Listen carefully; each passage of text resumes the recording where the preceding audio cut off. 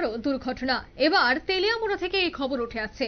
জানা গেছে যে একটি বাস গাড়ি এবং একটি মালবাহী গাড়ির মধ্যে সংঘর্ষ হয়। জানা গেছে স্কুল বাস ছিল এটি, অন্যদিকে এই মালবাহী গাড়িতে ছাগল বোঝাই ছিল। তবে এই পুরো দুর্ঘটনায় গুরুতর আহত হয়েছেন বিদ্যালয়ের ছাত্রী এবং একজন চালক। তেলিয়ামুড়া থানাধীন মহারানীপুর বিএল রায় ইটভাটা সংলগ্ন এলাকায় আজ দুপুরই একটি স্কুল বাস এবং একটি গাড়ির মুখোমুখি সংঘর্ষ হয়। আর সেই দুর্ঘটনায় একজন স্কুল পড়ুয়া ছাত্রী এবং একটি মালবাহী বোঝাই গাড়ির সেই চালক গুরুতর আহত হয়েছে। ঘটনাস্থলে সংঘর্ষ হয় TR01J2810 নম্বরের একটি স্কুল বাস এবং MZ01W9078 নম্বরের একটি মালবাহী ছাগল বোঝাই গাড়ি।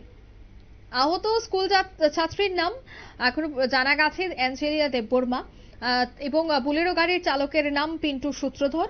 দুর্ঘটনার পরে স্থানীয় বাসিন্দারা ছুটে এসে ঘটনাটি প্রত্যক্ষ করতে পেরে দমকল কর্মীদের খবর দিলে দমকল কর্মীরা আহতদের উদ্ধার করেন এবং খবর দেয় তেলিয়ামুড়া থানায়। প্রাথমিকভাবে জানা গেছে যে দুই গাড়ির মধ্যেই গতির অসামঞ্জস্য এবং নেশাগ্রস্ত অবস্থায় যান চালানোর ফলেই এই সংঘর্ষ ঘটে।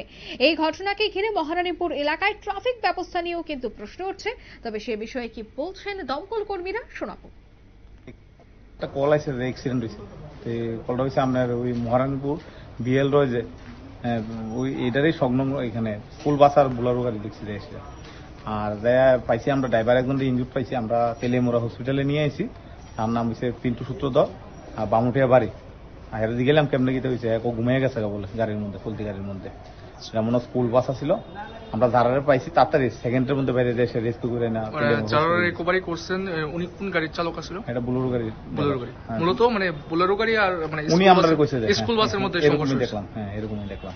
উনি কি আপনারা শুনলেন যে কি বললেন দমকল কর্মী। সংশ্লিষ্ট এলাকায় তীব্র চাঞ্চল্য ছড়িয়ে পড়ে, যান সন্ত্রাস অব্যাহত। আর তাতে আপনারা দেখতে পাচ্ছেন সেই ছাগল বোঝাই গাড়িটি একেবারে দুমড়ে মুচড়ে যায়। এই পুরো ঘটনায় কার দোষ রয়েছে এবং এই প্রতিনিয়ত দুর্ঘটনা নিয়ন্ত্রণের ট্রাফিকের ব্যবস্থা নিয়েও কিন্তু প্রশ্ন উঠছে। এখন দেখার বিষয় যে কার বিরুদ্ধে পদক্ষেপ গ্রহণ করা হয়। নিয়ে নিচ্ছি ছোট্ট একটি বিজ্ঞাপন বিরতি, সঙ্গে থাকুন।